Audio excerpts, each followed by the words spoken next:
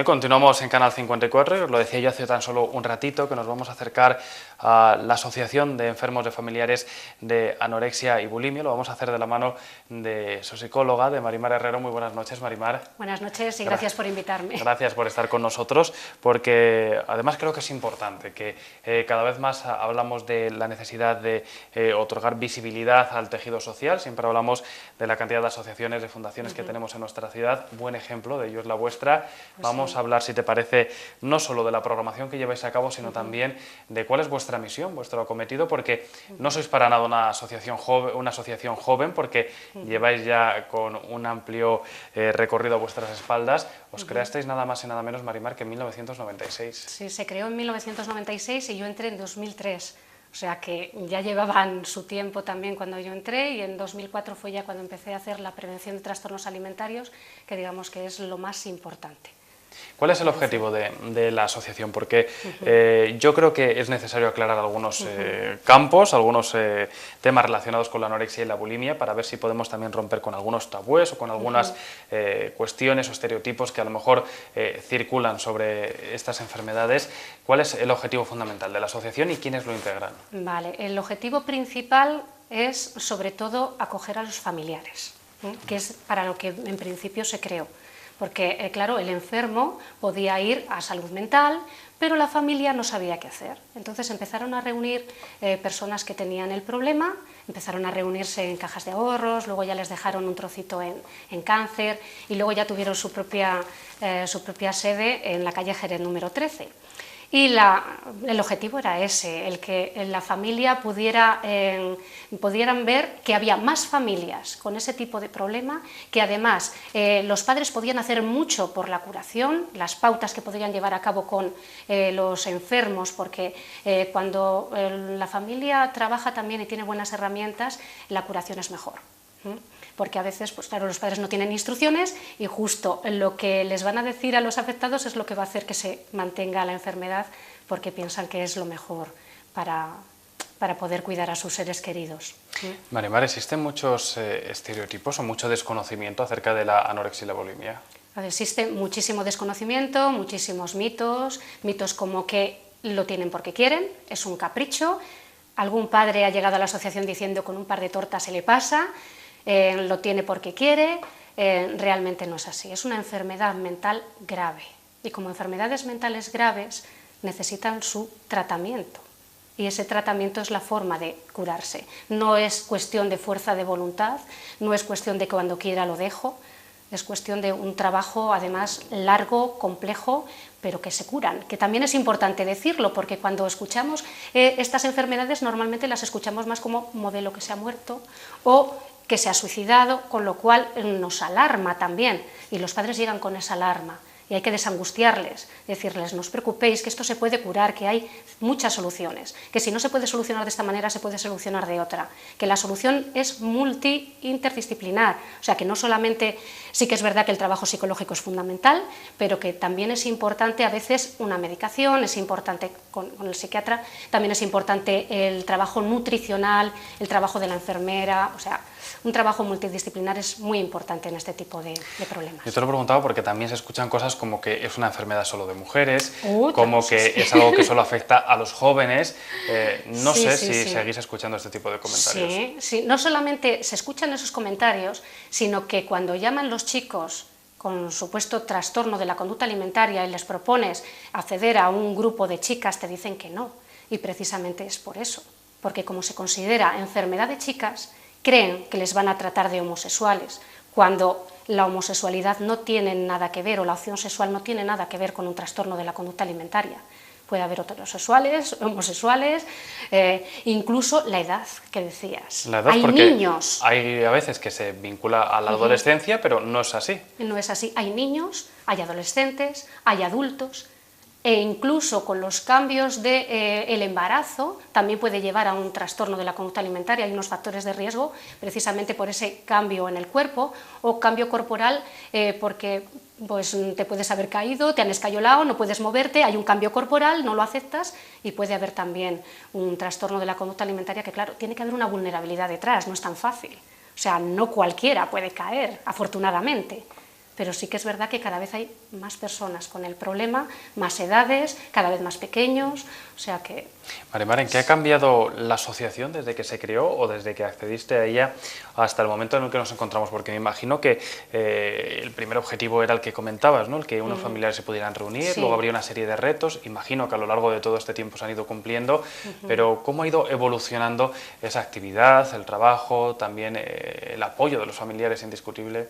Sí, bueno, pues en principio eran las reuniones de padres, luego ya de reuniones de padres también empezamos con la prevención, que eran las dos actividades que se hacían, luego ya se empezó a trabajar con afectados y ahora trabajamos con afectados en grupo, afectados en individual, también podemos trabajar con familias individuales, trabajamos también con parejas, porque también a veces la pareja no se siente como que puede contar todo en un grupo de padres, porque a lo mejor está con la madre de la afectada, entonces necesita su espacio. Y a veces la pareja también en ese espacio pues puede preguntar cosas más abiertamente e incluso pueden ayudar de otra forma también. ¿Qué es lo más complicado a la hora de poder acercarse a la asociación? ¿El reconocer la enfermedad, el diagnosticarla, el contárselo al entorno familiar? Pues todo eso. Es la enfermedad de los miedos. Miedo por parte del afectado a contarlo, miedo por parte del afectado a aceptar que realmente tiene un problema, miedo a que lo sepa la gente, miedo al estigma social, por parte de los padres también hay ese miedo, miedo a que me vean, miedo a... incluso me han llegado a esperar en lugar de en la misma asociación en una esquina para que no les vieran entrar, o sea, hay muchísimo miedo con respecto a la enfermedad. La enfermedad de los miedos. ¿A qué se puede deber ese miedo? ¿Al desconocimiento que existe en torno a la misma?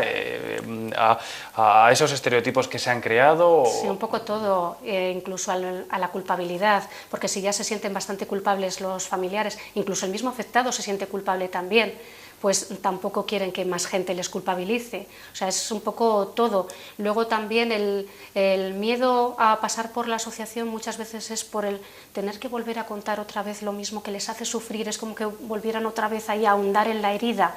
O sea que hay muchas causas para que haya miedo. En y cualquier muchos caso, miedos. entiendo que es fundamental, ¿no?, el dar ese paso, el reconocerlo o el compartir con otros padres, otros familiares lo que se está viviendo. Claro, porque puede ayudar muchísimo a decir, no soy solo yo, le está pasando exactamente lo mismo, o incluso el padre que ya ha pasado por ello y que su hija se ha curado, que pueda decir, mira, cuando tenía esta misma situación que tú, yo hice esto y me sirvió, pruébalo a ver. O sea que un montón de cosas se pueden hacer en los grupos de padres en ese sentido. En cuanto a los afectados, lo mismo. Cuando ya empiezan aunque no sea a reconocer del todo, pero a querer empezar a cambiar, el que se pongan en manos de un especialista es muy importante. Y sobre todo un especialista que conozca el trastorno, porque es importante que se sientan entendidos. Y es una de las cosas que me dicen muchas veces los afectados, es que es la gran enfermedad no entendida. Somos muy incomprendidas, primero por los padres que no nos entienden que es por lo que estamos pasando, luego también la sociedad que tampoco entiende por qué estamos pasando por todo esto, e incluso es que todavía nos estamos encontrando con muchas personas que no entienden que esto sea una enfermedad mental. O sea que... Es un cúmulo, ¿no?, de cuestiones en cuanto al diagnóstico, porque entiendo que también es fundamental, ¿no?, el poder tener ese diagnóstico. No sé si se produce también con la celeridad que debiera, teniendo en cuenta las consecuencias que pueden traer estas enfermedades. Claro, nos llaman muchas veces padres diciéndonos, oye, creo que mi hijo está pasando por todo esto, ¿podría tener el problema? Yo digo, pues claro que podría tenerlo, por eso es importante que acudas a atención primaria, bien pediatra, bien el médico de cabecera que te corresponda.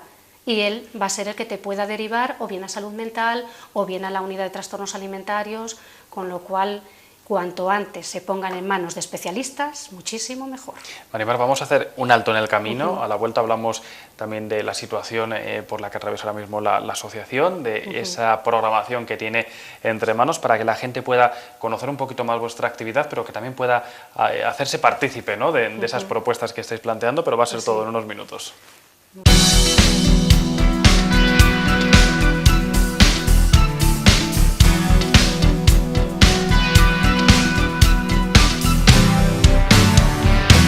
Bueno, Bueno, continuamos en Escritorio Local y lo estamos haciendo, estamos analizando la situación de la anorexia y la bulimia.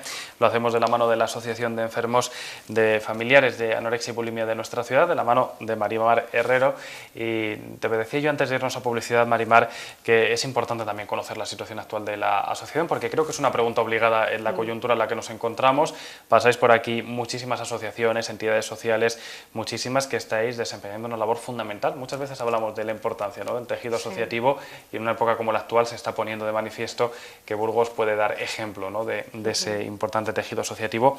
Pero si hablamos, por ejemplo, de economía, de las subvenciones, de los apoyos, yo creo que es pregunta obligada. ¿Cuál es la situación de la asociación? Bueno, pues en principio no hay nadie contratado. No sé si alguna asociación estará en la misma situación que nosotros, pero no hay nadie contratado porque es imposible. Con una subvención del ayuntamiento muy pequeñita, pagan por la prevención que hacemos en Burgos, pero solamente nos pagan 30 horas cuando hacemos muchas más. Y cuando vamos al ayuntamiento y decimos, oye, que es que tenemos muchísima demanda, nos dicen, es que no podemos nada más que pagar 30 horas. Digo, pero la demanda es de 80, no las hagas. ¿Cómo elijo a los centros?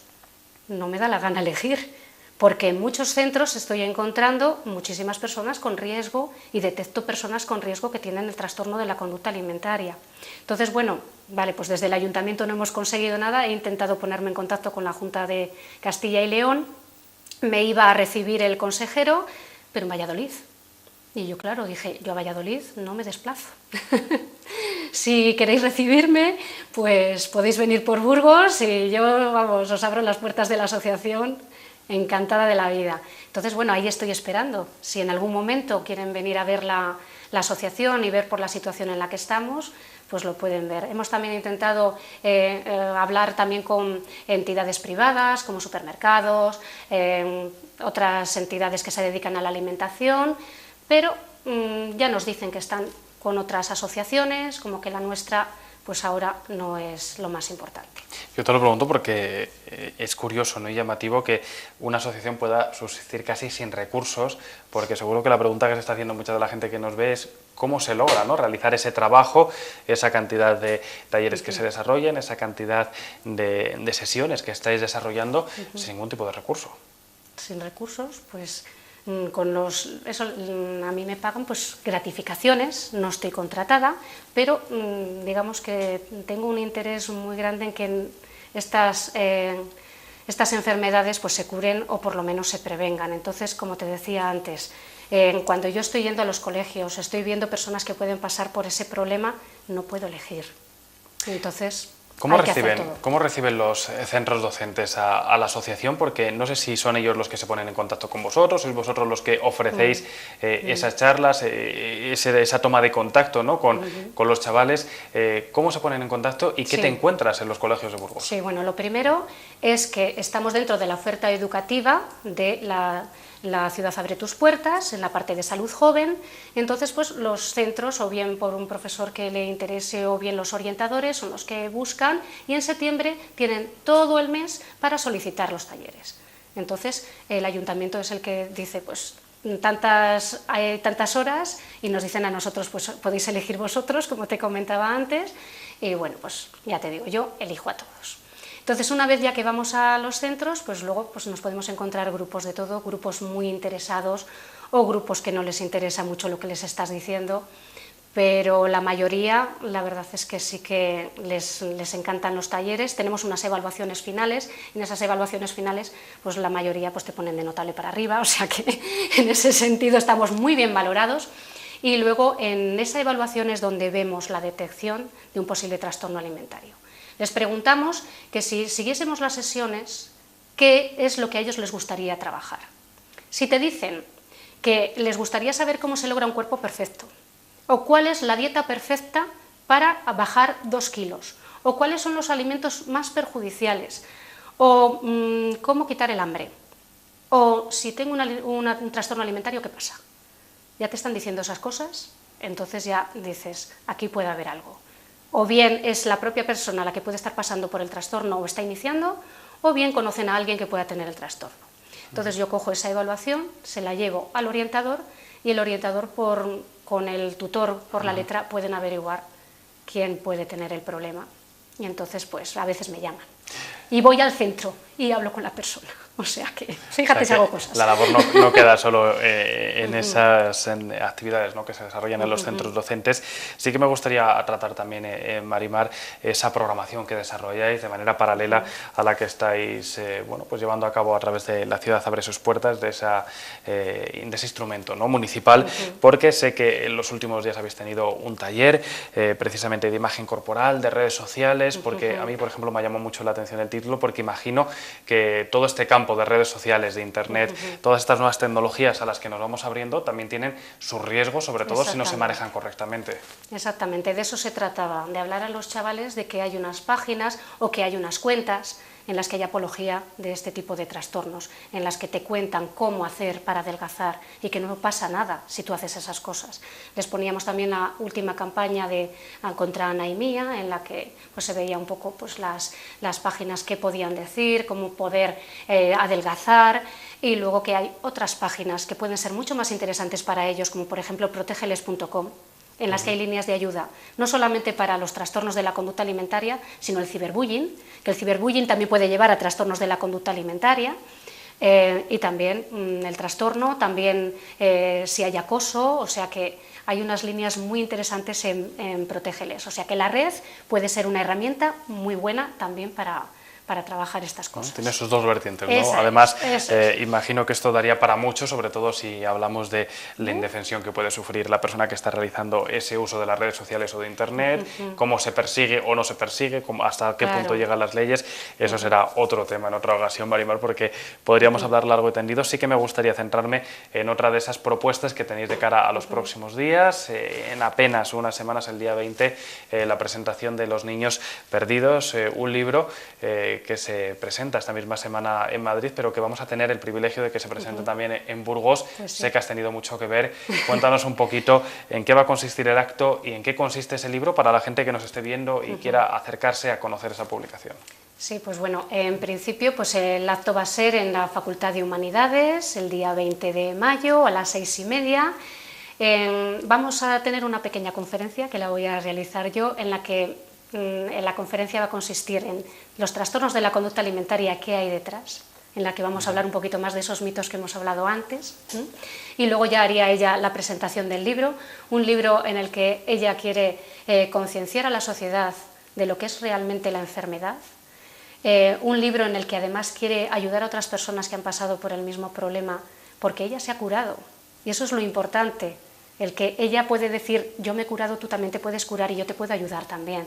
Con lo cual, yo creo que es un libro que puede ser muy interesante y que también puede ser bueno el asistir, el ver a la autora, además la autora es periodista, con lo cual trabaja en México, con lo cual pues ella nos puede contar muchísimas cosas y puede estar pues muy interesante. ¿Qué supone, Marimar, la publicación de este tipo de libros para ya no solo los enfermos, sino también para familiares, para personas que puedan conocer a alguien en esa misma situación? Imagino que no son muy usuales, pero que cuando uno se acerca a un libro como Niños Perdidos puede acercarse a un campo amplísimo y lo que dices, ¿no?, recoger aquello que siempre es positivo para uno mismo.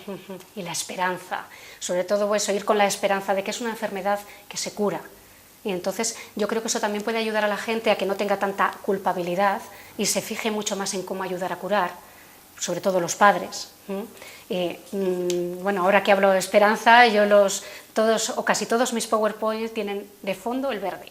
Bueno. Precisamente por eso, o sea que tienen ya su segunda intención, verde esperanza porque se cura. Marimar, como no nos queda casi tiempo, yo sé que podemos hablar mucho más, te voy a invitar a que vengas en otra ocasión a seguir hablando de la asociación, de vuestras iniciativas. Sí que me gustaría que nos despidiésemos informando, recordando a la gente que nos esté viendo en estos momentos dónde estáis, qué pueden hacer para ponerse en contacto con vosotros. En definitiva, si conocen a alguien o creen que alguien puede estar atravesando por una de estas enfermedades, tanto anorexia como bulimia, ¿qué tienen que hacer? Sí, se pueden poner en contacto con nosotros, pueden vernos en la página web adefabburgos.com, además ahí pueden seguirnos en Twitter y en Facebook, en el que además ponemos ahí muchos estudios y muchas cosas muy interesantes. Quien crea que pueda tener un problema, en esa página aparece mi número de móvil, con lo cual me pueden llamar Si no estoy disponible es porque puedo estar en un colegio trabajando, ¿no? Pero si no, en el momento en que yo vea la llamada, o pueden llamar también a la asociación y dejar el mensaje, y yo en el momento en que veo el mensaje yo me pongo en contacto con la persona que necesite la ayuda. Bueno, pues ahí quedan esos datos. Marimar, muchísimas gracias por haber compartido este ratito esta noche con nosotros en Canal 54. Recordemos la publicación de Niños Perdidos el día 20 por la tarde en la Facultad de Humanidades. Un placer. Muchas gracias. Que vayan muy bien estas iniciativas y espero que nos veamos pronto. Gracias, yo también.